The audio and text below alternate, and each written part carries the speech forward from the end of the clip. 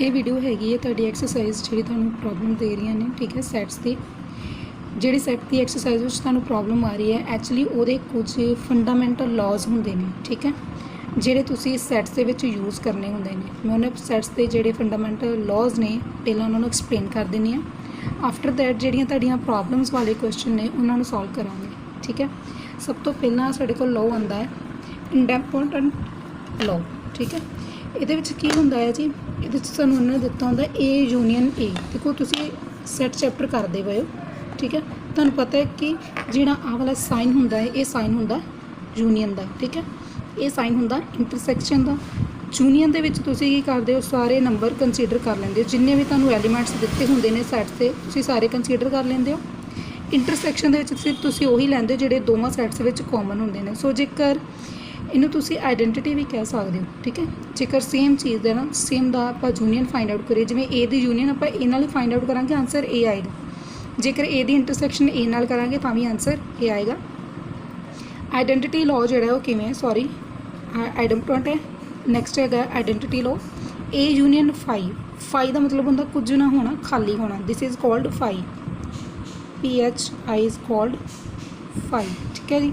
ਇਹਦਾ ਮਤਲਬ ਖਾਲੀ, ਠੀਕ ਹੈ। ਜੇਕਰ ਤੁਸੀਂ ਖਾਲੀ ਕੋਈ ਵੀ ਜ਼ੀਰੋ ਸੈੱਟ ਦੇ ਨਾਲ ਜਾਂ ਕੋਈ ਐਲੀਮੈਂਟ ਉਹਦੇ ਵਿੱਚ ਕੁਛ ਨਹੀਂ ਹੈਗਾ, ਕੋਈ ਸੈੱਟ ਹੈ ਜਿਵੇਂ A ਹੈ, ਠੀਕ ਹੈ, ਇੱਕ ਸੈੱਟ B ਹੈ, A ਦੇ ਵਿੱਚ ਕੁਝ ਐਲੀਮੈਂਟਸ ਐਗਜ਼ਿਸਟ ਕਰਦੇ ਨੇ ਪਏ 1 2 3, B ਜਿਹੜਾ ਉਹ ਖਾਲੀ ਹੈ, ਠੀਕ ਹੈ। ਜੋ ਤੁਸੀਂ ਇਹਨਾਂ ਦੋਵਾਂ ਦੀ ਯੂਨੀਅਨ ਫਾਈਂਡ ਆਊਟ ਕਰੋਗੇ ਤਾਂ ਆਨਸਰ ਕੀ ਆ ਜਾਏਗਾ, ਵਾਪਿਸ A। ਜੇਕਰ ਤੁਸੀਂ ਇਹਦੀ ਇੰਟਰਸੈਕਸ਼ਨ ਫਾਈਂਡ ਆਊਟ ਕਰੋਗੇ, ਠੀਕ ਹੈ, ਤਾਂ ਉਹ ਵੀ ਕੀ ਆ ਜਾਏਗੀ, ਵਾਪਿਸ A, ਠੀਕ ਹੈ। ਉਸ ਤੋਂ ਬਾਅਦ ਆਉਂਦਾ ਕਮਿਊਟੇਟਿਵ ਲਾਅ। ਕਮਿਊਟੇਟਿਵ ਲਾਅ ਵਿੱਚ ਸਾਡੇ ਕੋਲ ਦੋ ਸੈੱਟ ਆਉਂਦੇ ਨੇ, A ਯੂਨੀਅਨ B, ਕਿਹਦੇ ਕੋਲ ਹੋਏਗਾ, B ਯੂਨੀਅਨ A ਦੇ। ਸਿਮਿਲਰਲੀ A ਇੰਟਰਸੈਕਸ਼ਨ B ਕਿਹਦੇ ਹੋਏਗਾ, B ਇੰਟਰਸੈਕਸ਼ਨ A ਦੇ। A intersection B is equals to B intersection A, ਠੀਕ ਹੈ। ਇੱਥੇ B ਇੰਟਰਸੈਕਸ਼ਨ A ਆਏਗਾ, ਠੀਕ ਹੈ ਜੀ। ਉਸ ਤੋਂ ਬਾਅਦ ਆਉਂਦਾ ਹੈ ਐਸੋਸੀਏਟਿਵ ਲਾਅ। ਐਸੋਸੀਏਟਿਵ ਲਾਅ ਦੇ ਵਿੱਚ ਸਾਡੇ ਕੋਲ ਤਿੰਨ ਟਰਮਸ ਆਉਣਗੀਆਂ, ਠੀਕ ਹੈ, A B C। ਤੁਸੀਂ ਦੇਖ ਲਓ A ਯੂਨੀਅਨ ਫਾਈਂਡ ਆਊਟ ਕਰਨ ਦੇ B ਯੂਨੀਅਨ C ਦੇ ਨਾਲ, ਕਹਿੰਦਾ ਇਹਦਾ ਆਨਸਰ ਕੀ ਆਏਗਾ, A ਯੂਨੀਅਨ B, ਠੀਕ ਹੈ, A union B union A union C, ਠੀਕ ਹੈ ਜੀ। ਇੱਥੇ ਨਾਲ ਆਏਗਾ A ਯੂਨੀਅਨ C ਐਸੋਸੀਏਟਿਵ ਦੇ ਵਿੱਚ, A union B union C ਆਏਗਾ ਇੱਥੋਂ ਤੱਕ। ਉਸ ਤੋਂ ਬਾਅਦ ਆਉਂਦਾ A intersection B intersection C ਦੇ ਨਾਲ, ਇਹਨੂੰ ਅਸੀਂ ਲਿਖ ਸਕਦੇ ਹਾਂ A ਇੰਟਰਸੈਕਸ਼ਨ B, ਜਿਹੜਾ ਮੈਂ ਇੱਥੇ ਬੋਲਦੀ ਪਈ ਸੀ। ਨੈਕਸਟ ਹੈਗਾ A ਇੰਟਰਸੈਕਸ਼ਨ B ਦੇ ਨਾਲ ਸੋਲਵ ਕਰੋਗੇ, ਆਏਗਾ A ਇੰਟਰਸੈਕਸ਼ਨ B, ਆਪਣੀ ਇੰਟਰਸੈਕਸ਼ਨ ਬਾਹਰ ਆ ਜਾਏਗੀ ਅਤੇ C ਵੀ ਬਾਹਰ ਆ ਜਾਏਗਾ, ਯਾਨੀ ਕਿ left hand side equals to right hand side ਹੋਏਗੀ। ਓਕੇ ਜੀ। ਨੈਕਸਟ ਸਾਡੇ ਕੋਲ ਹੈਗੇ ਨੇ ਡਿਸਟ੍ਰੀਬਿਊਟਿਵ ਲਾਅ। ਡਿਸਟ੍ਰੀਬਿਊਟਿਵ ਲਾਅ ਜਿਹੜਾ ਮੈਂ ਤੁਹਾਨੂੰ ਪਹਿਲਾਂ ਬੋਲਦੀ ਪਈ ਸੀ, ਉਹ ਇਹ ਆਹ ਵਾਲਾ ਹੈਗਾ। A ਯੂਨੀਅਨ B ਇੰਟਰਸੈਕਸ਼ਨ ਕੀ ਹੋਏਗਾ ਜੀ, A ਯੂਨੀਅਨ B, ਸਾਈਨ ਵਿਚਕਾਰ ਇੰਟਰਸੈਕਸ਼ਨ ਦਾ, ਅਤੇ ਇੱਥੇ ਇੰਟਰਸੈਕਸ਼ਨ ਆ ਜਾਏਗੀ, then A union C। Similarly for ਦਾ ਇੰਟਰਸੈਕਸ਼ਨ।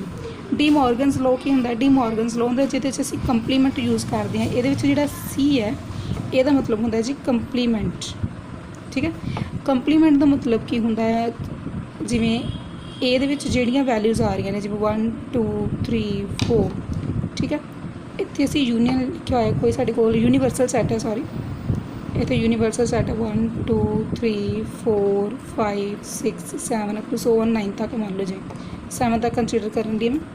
ਹੁਣ ਜਿਵੇਂ ਤੁਸੀਂ A ਕੰਪਲੀਮੈਂਟ ਫਾਈਂਡ ਆਊਟ ਕਰੋਗੇ ਤਾਂ ਆਹ 1 2 3 4 ਸਾਰੀਆਂ ਛੱਡ ਦੇਗਾ, ਵੈਲਿਊਜ਼ ਕਿਹੜੀਆਂ ਲਏਗਾ, 5 6 7, ਯਾਨੀ ਕਿ 5 6 ਅਤੇ 7 ਇਹ ਕੀ ਹੋ ਜਾਏਗਾ, A ਦਾ ਕੰਪਲੀਮੈਂਟ, ਠੀਕ ਹੈ ਜੀ। ਸਾਡੇ ਕੋਲ ਆਉਂਦਾ ਜੀ ਇਹਦਾ ਆਰਟੀਕਲ ਨੰਬਰ 11।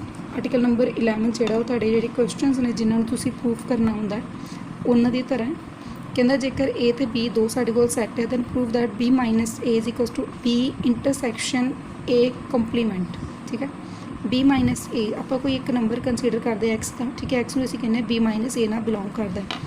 ਦੇਖੋ ਜੇਕਰ X B ਨਾਲ ਬਿਲੋਂਗ ਕਰਦਾ ਪਿਆ ਪਰ A ਨਾਲ ਬਿਲੋਂਗ ਨਹੀਂ ਕਰੇਗਾ, ਕਿਉਂ ਨਹੀਂ ਬਿਲੋਂਗ ਕਰੇਗਾ, ਦੇਖੋ ਜਿਵੇਂ ਅਸੀਂ ਜਦੋਂ ਮਾਈਨਸ ਕਰਦੇ ਹਾਂ ਨਾ, ਅਸੀਂ ਕੀ ਲਿਖਦੇ ਹਾਂ, B is equals to, suppose ਕਰੋ ਮੇਰੇ ਕੋਲ ਇੱਕ ਐਗਜ਼ਾਮਪਲ ਹੈ 1 2 3, ਠੀਕ ਹੈ।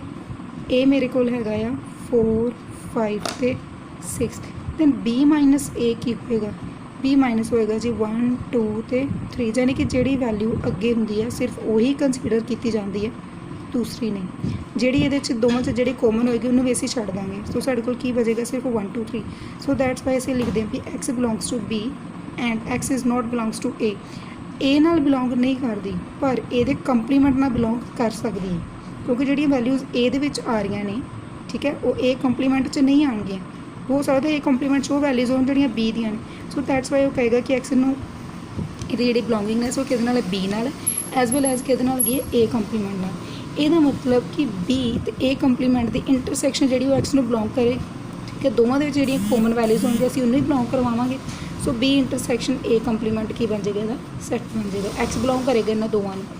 ਦੇਖੋ ਹੁਣ ਬੀ ਇੰਟਰਸੈਕਸ਼ਨ ਏ ਕੰਪਲੀਮੈਂਟ ਜਿਹੜਾ ਉਹਨੂੰ ਬਿਲੋਂਗ ਕਰ ਗਿਆ, ਇਹੀ ਚੀਜ਼ ਅਸੀਂ ਇੱਥੇ ਪ੍ਰੂਫ ਕਰਨੀ ਸੀ। ਸੋ ਬੀ ਮਾਈਨਸ ਏ ਕਿਹਦੇ ਵਿੱਚ ਇਕੁਅਲ ਹੋ ਜਾਏਗਾ, ਬੀ ਇੰਟਰਸੈਕਸ਼ਨ ਏ ਕੰਪਲੀਮੈਂਟ। ਕੁਐਸਚਨ ਦੀ ਗੱਲ ਕਰਦੇ ਹਾਂ, ਉਹਨਾਂ ਨੇ ਇੱਥੇ ਦੇਖੋ ਕਿਹਾ ਹੋਇਆ ਗਿਵ ਐਗਜ਼ਾਮਪਲਸ। ਜਦੋਂ ਤੁਹਾਡੇ ਕੋਲ ਐਗਜ਼ਾਮਪਲਸ ਦੀ ਮੰਗ ਕਰਦਾ ਹੈ, ਇਟ ਮੀਨਸ ਕਿ ਤੁਸੀਂ ਆਪਣੇ ਕੋਲੋਂ ਕੁਝ ਇੱਕ ਐਲੀਮੈਂਟਸ ਕੰਸੀਡਰ ਕਰਨੇ ਹੁੰਦੇ ਨੇ, ਠੀਕ ਹੈ।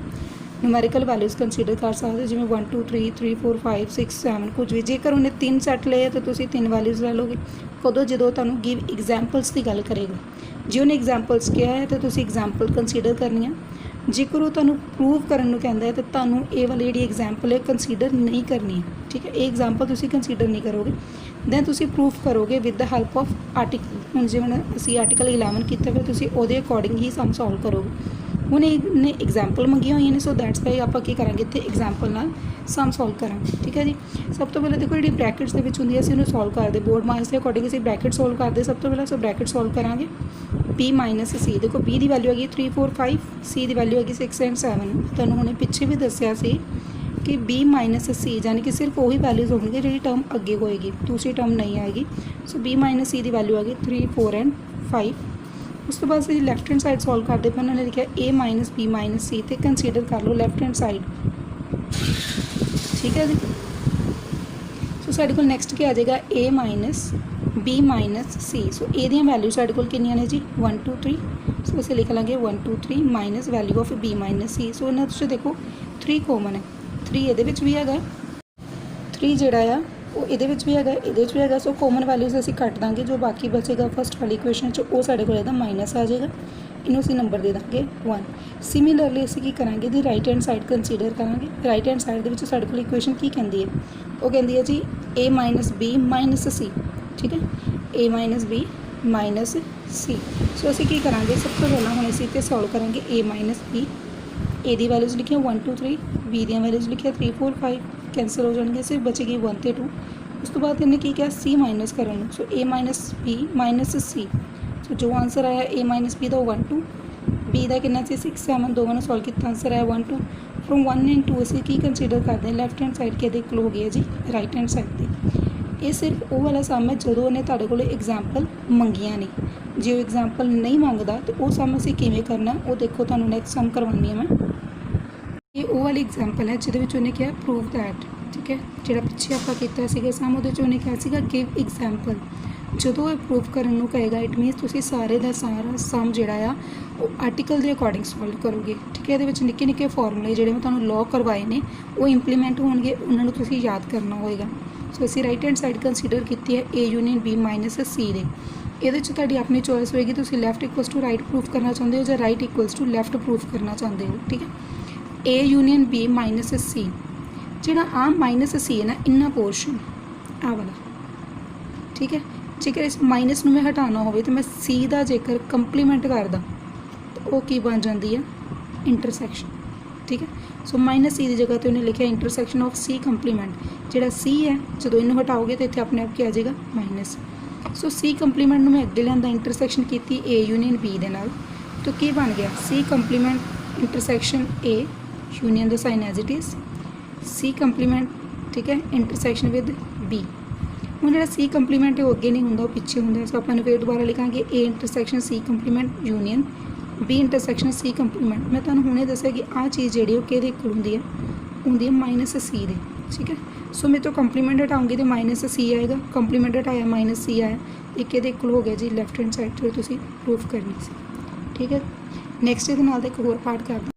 ਨੈਕਸਟ ਪਾਰਟ ਦੇ ਵਿੱਚ ਸਾਨੂੰ ਉਹਨਾਂ ਨੇ ਕਿਹਾ ਹੈ if a is a subset then b minus b minus a is equals to a।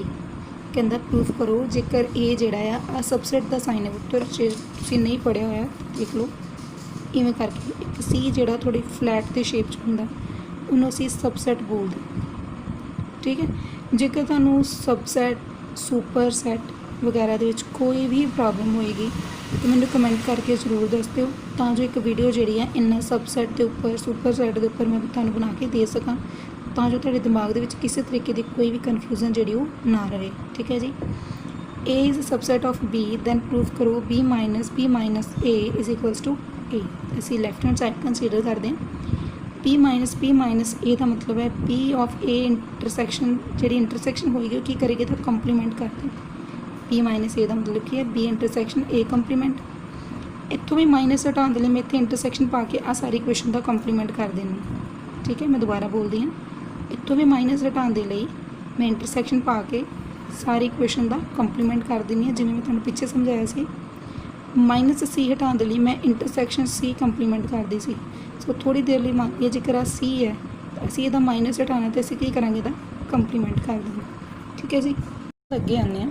ਸਾਡੇ ਕੋਲ ਉਹਨਾਂ ਨੇ ਲਿਖਿਆ B intersection B compliment union A। ਠੀਕ ਹੈ, ਇਹਨੂੰ ਚੇਂਜ ਕੀਤਾ ਆਪਾਂ। ਸਾਈਡ ਮੈਂ ਲਿਖਿਆ ਹੋਇਆ A ਕੰਪਲੀਮੈਂਟ ਦਾ ਦੁਬਾਰਾ ਕੰਪਲੀਮੈਂਟ ਕਰੀਏ ਤਾਂ ਵਾਪਸ ਕੀ ਆ ਜਾਂਦਾ ਹੈ, ਆਨਸਰ A ਆ ਜਾਂਦਾ। ਸੋ ਸਾਡੇ ਕੋਲ ਇੱਥੇ ਕੀ ਬਣੇਗਾ B intersection B compliment union as it is B intersection A। ਠੀਕ ਹੈ ਜੀ। ਹੁਣ ਦੇਖੋ B ਇੰਟਰਸੈਕਸ਼ਨ B ਕੰਪਲੀਮੈਂਟ ਕਰੋਗੇ ਤਾਂ ਓਬਵੀਅਸਲੀ ਆਨਸਰ ਕੀ ਆਏਗਾ, 0 ਆਏਗਾ। ਕਿਵੇਂ ਦੇਖੋ, ਮੈਂ ਮੰਨ ਲੈਂਦੀ ਹਾਂ ਮੇਰੇ ਕੋਲ ਇੱਕ B ਸੈੱਟ ਹੈ। ਠੀਕ ਹੈ, 1 2 3 ਯੂਨੀਅਨ ਕੀ ਹੈਗੀ ਹੈ ਜੀ, ਯੂਨੀਅਨ ਹੈਗੀ ਆ 1 2 3 4 ਸੌਰੀ ਯੂਨੀਵਰਸਲ ਸੈੱਟ ਕੀ ਹੈਗਾ 1 2 3 4 5 6। ਠੀਕ ਹੈ, ਹੁਣ ਮੈਂ B ਕੰਪਲੀਮੈਂਟ ਕੱਢਾਂ। B ਕੰਪਲੀਮੈਂਟ ਆਏਗਾ ਪੁੱਤਰ ਜੀ 4 5 ਤੇ 6। ਸੋ ਇਹਨਾਂ ਦੋਵਾਂ ਦੇ ਜੇਕਰ ਮੈਂ ਇੰਟਰਸੈਕਸ਼ਨ ਫਾਈਂਡ ਆਊਟ ਕਰਾਂ, ਤੁਹਾਨੂੰ ਲੱਗਦਾ ਇਹਦੇ 'ਚ ਕੁਝ ਕਾਮਨ ਹੈ? ਨਹੀਂ, ਕੁਝ ਕਾਮਨ ਨਹੀਂ, ਯਾਨੀ ਕਿ ਖਾਲੀ ਹੈ। ਕੀ ਆ ਜਾਏਗਾ 5। ਠੀਕ ਹੈ, ਯੂਨੀਅਨ B ਇੰਟਰਸੈਕਸ਼ਨ A। ਹੁਣ B ਇੰਟਰਸੈਕਸ਼ਨ A ਦੇਖੋ ਮੈਂ ਸਾਈਡ 'ਤੇ ਲਿਖਿਆ ਵੀ ਹੋਇਆ ਕਿਉਂਕਿ A ਜਿਹੜਾ ਉਹ ਸਬਸੈਟ ਹੈ B the. So B intersection A ਉਹੀ ਆਏਗਾ ਜੋ A ਦੇ ਵਿੱਚ ਹੋਏਗਾ। ਸੋ ਕਿ ਇਹਦੇ ਇਕੁਅਲ ਹੋ ਜਾਏਗਾ ਕਿ ਰਾਈਟ ਹੈਂਡ ਸਾਈਡ ਦੇ। ਠੀਕ ਹੈ ਜੀ।